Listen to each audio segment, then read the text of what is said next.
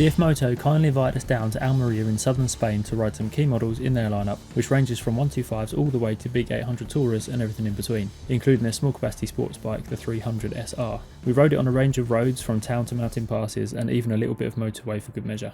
So the second bike that we rode was the CFMOTO 300 SR, which is part of their sports racing range, CFMOTO Sport Racing range, and I've got to say it's a fantastic little bike to ride.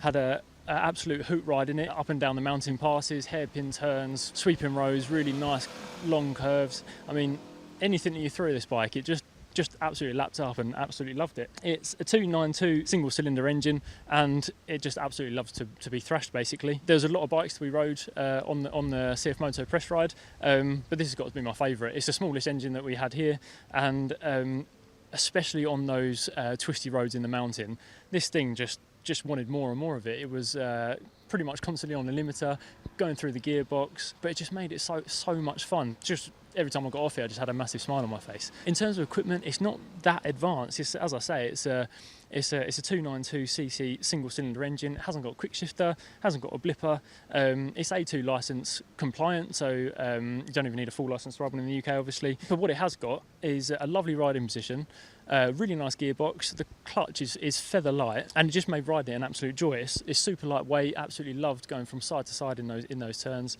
And just look at it; it looks like a proper sports bike, and it is a proper little sports bike. So if you're in the UK and you haven't passed your full licence yet, or even if you have and you're looking for something to nip around town, to have some fun on the weekends, then this has got to be up there for one of your top choices. It goes up against the likes of the KTM RC390 and Yamaha's R3. It actually comes in about £1,000 cheaper, and I think it's a really good proposition for anyone looking to have great fun on two wheels. Some of the equipment, I mean, the switch gear is a little bit sort of on the cheaper side, but as a sort of price reflects really, you'd sort of expect that. But what it has got is a 5-inch TFT JAS, which is really clear, really easy to see everything that you need when you're riding. And it's also got 2 modes as well. So it's got Sport, which is sort of the full fat mode, which we had it in most of today, to be honest. But it's also got Eco mode, so it sort of reduces the power for when you're pulling around town and you want to save a little bit on fuel. One thing I would say that I'd probably like to improve on it is the brakes. They felt a little bit wooden. They didn't have that much bite, and then the progressive